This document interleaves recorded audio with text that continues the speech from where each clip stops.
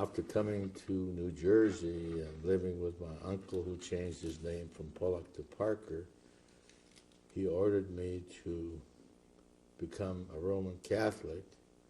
So after being a Jew, paying the price for being a Jew, I was baptized a Catholic and didn't have the faintest idea what I was doing.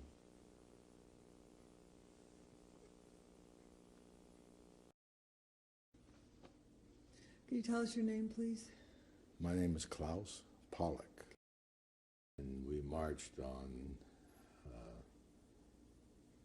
as we were being led by someone into this camp, which I later found out was called Fürstengrube. You want me to spell it? That's okay.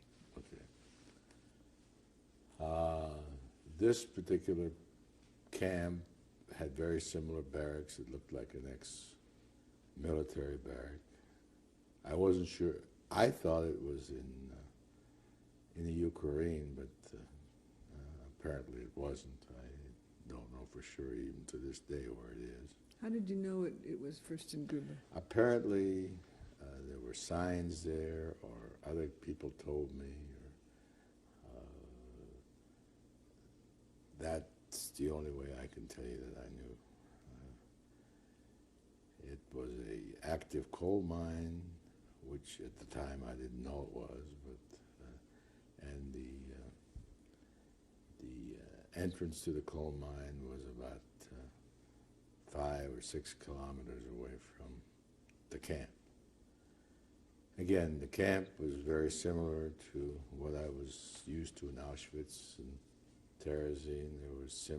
There weren't 4 to the barracks. There were only 1 person to each bunk, so we had more room than we did before. In the morning, we had a roll call. As I remember, we got something to eat, whether it was a piece of bread or half a piece of bread, I'm not sure, but we had enough to march us those 3 kilometers to the shaft of the mine. A shaft is a hole that has a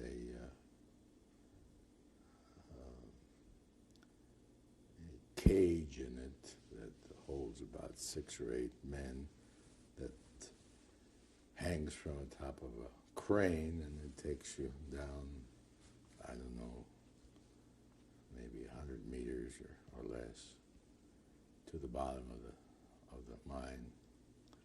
And our job was to take the shovels and load the coal cars, and the coal cars would dump it on conveyors, and it was hard work, but that was our job.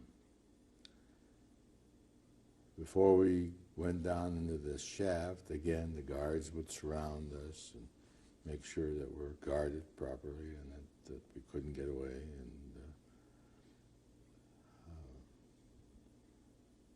how many hours we worked there, I don't know.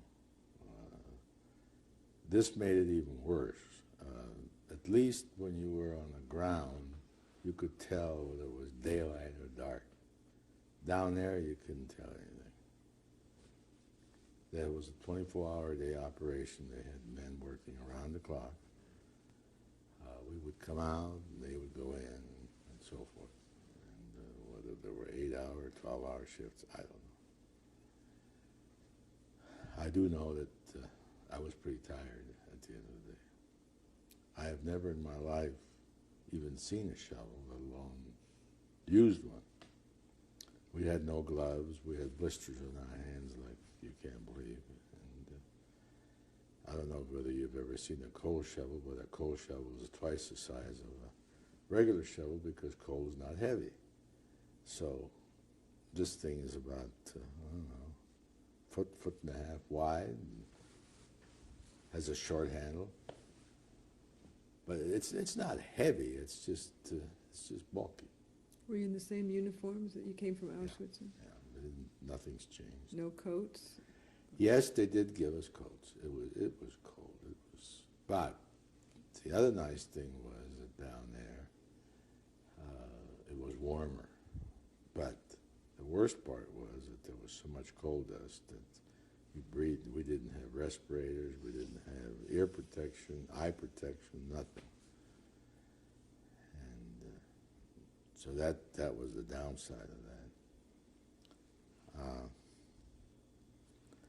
Then in the evening, again, I have no idea of what time it may have been. What the Germans had their own barracks, and they would go around asking people if anybody can play instruments and can they sing and do they know German folk songs and this and that. And I volunteered. They said, now, if you do a good job, you're going to get rewarded. And I had no clue what reward I was going to get. So I probably spent the first half hour, 45 minutes playing, and I enjoyed playing. I'd done it all my life, and I read music, and I could sing. And they sang along. By that time, I knew some of the, I think the whole world now knows that the German army marched with singing songs everywhere, always. And I already knew those. They knew the words, and I knew. Oh, and they just were thrilled. They just thought that was crazy. So the first time I got a piece of bread, and I thought, gee, that's a pretty good reward. The next time, they said, well, you're going to get 2 pieces of bread. But you got to do something else, too. So what it amounted was that 3 or 4 of these guys decided, well, they would like to have some type of homosexual, you might say, confrontation, not confrontation, but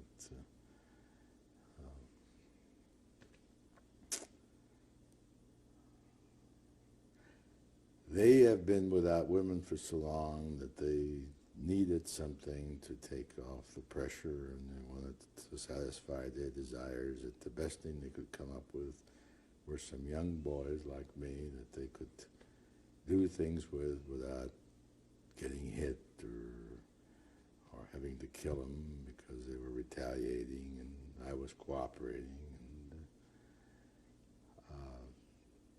they didn't force me into anything more severe than oral sex at the beginning, but later on it became a little bit more severe. It became where they wanted anal sex, and they wanted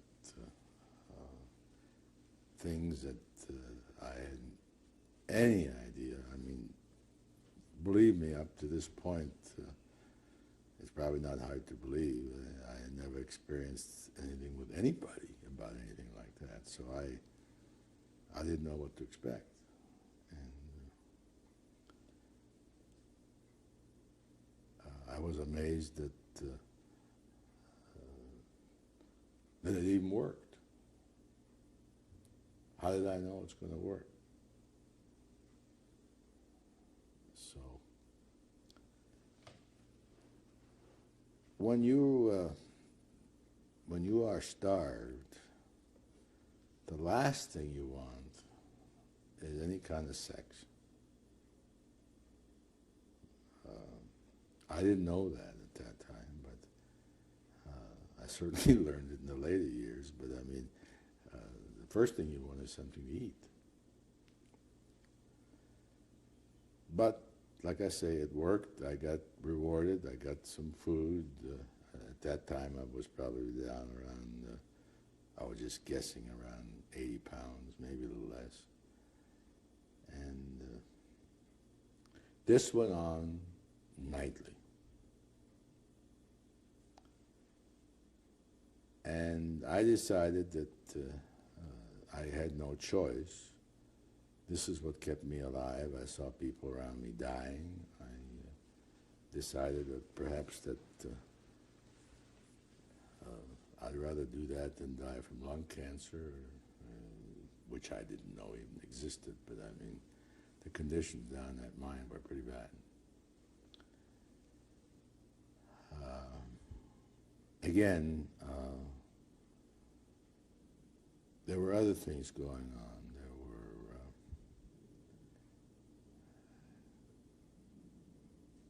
the Germans were drinking an awful lot of beer, and I don't know how that was possible on a military installation, but a lot of them were drunk, and they never offered me anything, but it made the situation worse. They acted irrationally, and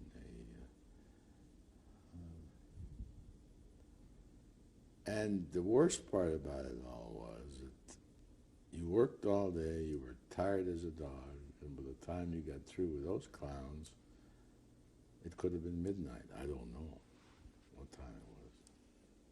Were there any inmates to offer you any comfort, being a younger boy, any older men? I'm not sure how many people knew about this.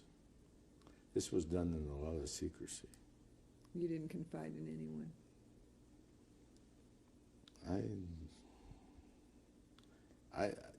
You know, the intellectuality of a 14, 15-year-old boy,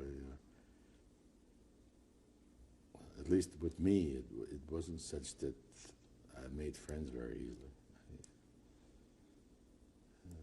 I was so sheltered when I was growing up, you know. As I mentioned earlier, not having that many friends to start with.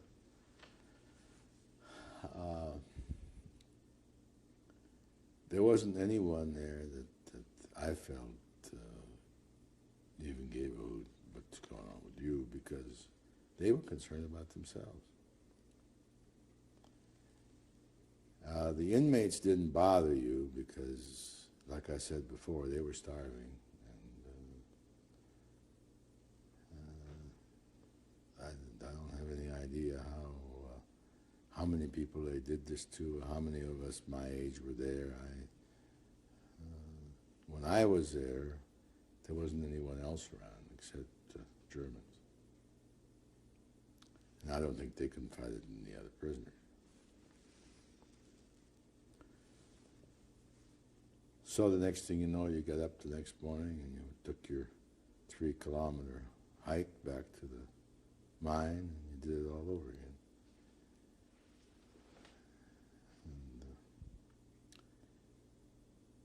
And then, again, time, it must have been toward the end of the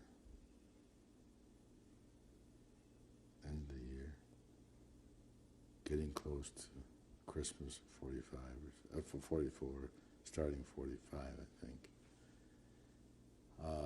We heard an awful lot of gunfire, sounded like tank tracks, all kinds of trains, men marching and so forth, and some of the inmates were talking about that the front was retreating, that they thought that we would be leaving pretty soon. And they were right, we did. Reflection.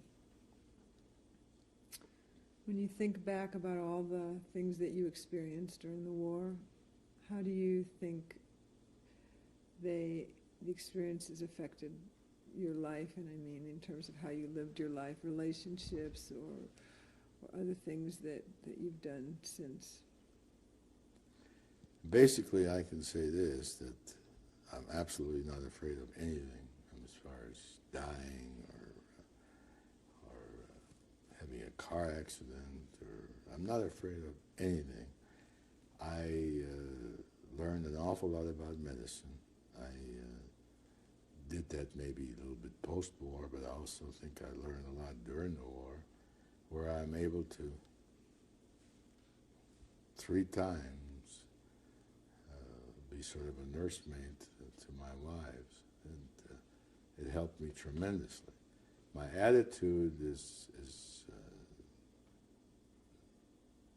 hardened to the point where I feel that I have a big, thick shell around me, that nothing shocks me. No death upsets me. The only exception is when my wives died and when my aunt died, but as far as we get older, our friends dying, I don't fall apart. I do my thing and go on. And I see the difference in how my wife, Marge, reacts to death. She cried for 2 days the other day when John Denver died, and I said, Marge, you don't even know this guy. I said, why would you get upset about something like that? But I got to shut up and think that that's part of the disease. But I think that my life, I think I benefited from my experiences. I absolutely do. I am able to accept, I didn't have half as much trouble in the service as some of my buddies did, because I was used to being regimented. I was told to do things, and I did them, and I didn't ask any questions. Those guys would say, well, why? You know, and the first thing you know, they're doing push-ups. And I was never in that position, except when I made the Germans do things that they didn't want to do. That was your revenge? Oh, man, that was awful. And I really think that I was so stupid. I mean, why do something like that? But I did, so. When you think about Germans today, and I mean Germans sort of generically as a German people, do you hold grudge? I'm working with a lady who's about 28 years old, and I certainly am not going to hold anything against her. Guys that are in the 80s and so forth, and I knew about it. I don't think I'd have much to do with them, but I don't discriminate. I don't mind working with anybody, blacks, Hispanics.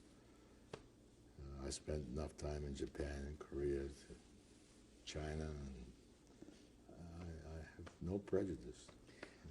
And how do you think that, oh, sorry. I just feel that's part of it too. And I think a lot of this anti-Semitism comes from the fact that a lot of the general population is jealous because a lot of the Jewish people are successful. And on that note, how did you think your experiences affect how you think about religion, or whether you even think about religion or God? Well, I believe in God, but I don't believe in God maybe in some of the ways that some of the traditional churchgoers go in. I think that believing in God, as far as I'm concerned, is something that I make up my mind that I can do it, and whether it's God or the circumstances that help me, that's how I feel. But I have nothing against it. I mean, I go because I'm expected to go. And, do you consider yourself having a religion today, a religious identity? Probably not. I don't know that you need to.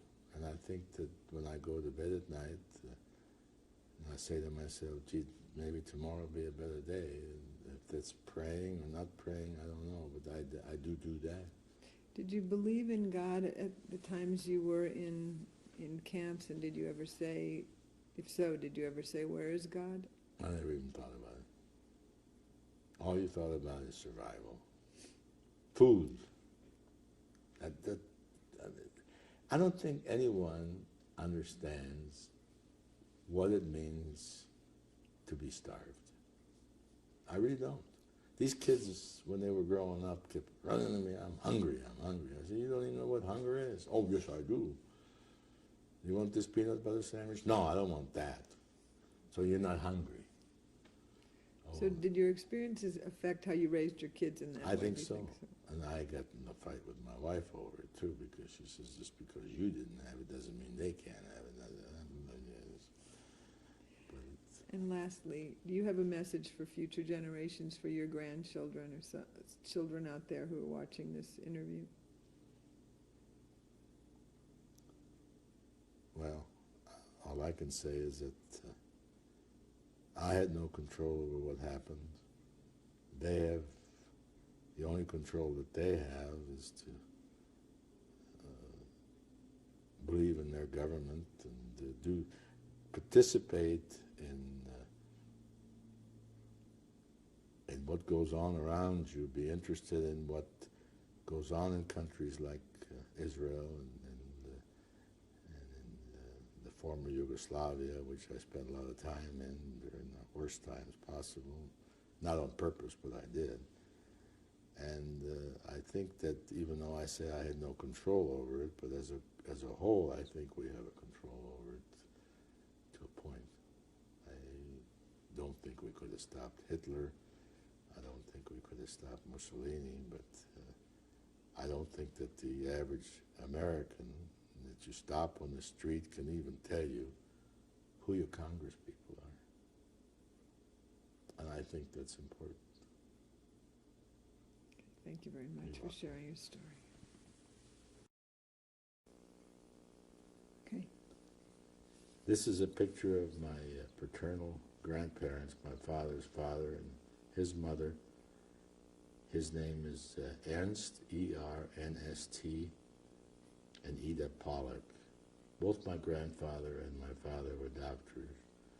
They had this picture taken in the 1930s in Reichenberg, where they were all born. In what country? In Czechoslovakia.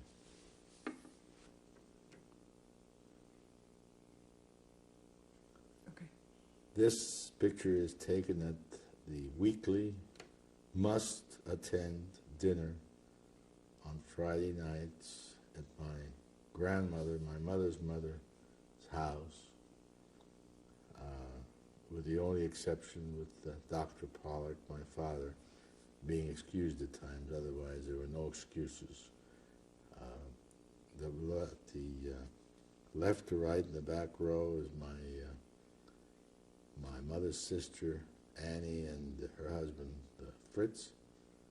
And next to her is her sister, my mother, Helene, and then her father, Rudolf, and my father, Rudolf Nohel, and my father, Dr. Walter Pollack. And these two youngsters is Klaus and Helga Pollack, the Gold Dust twins.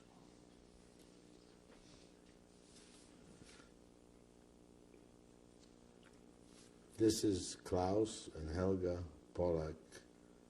If you remember, this is one of our entertainment features, looking out the window,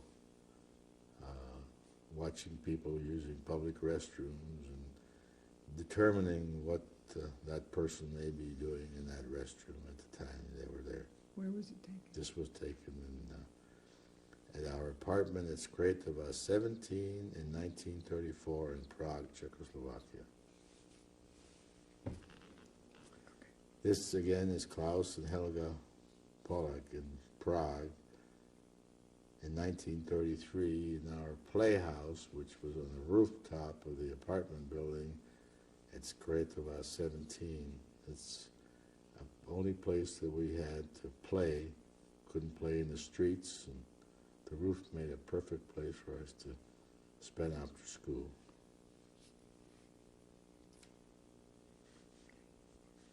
This is Klaus and Helga on their daily outing to the park. I think it snowed that day, and it's 1934, and it's in the city park in Prague. And we just acted like we were having a good time. I don't really know what we were doing, but we were having a good time. This picture is of Klaus and Helga. after they grew up a little, 1938 in Prague, Czechoslovakia. This was taken for a school picture. It's really the latest thing that I have of my sister.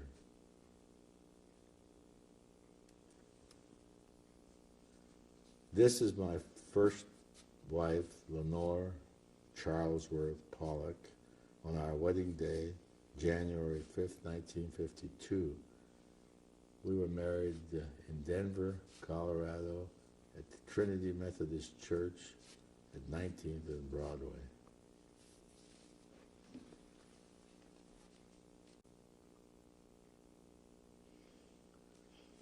This is my second wife, after my first wife passed away.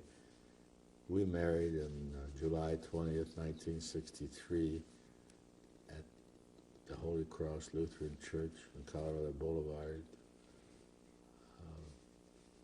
She's the mother of my two children, Renee, 34, Stephanie, 30. And she has passed away in 1986.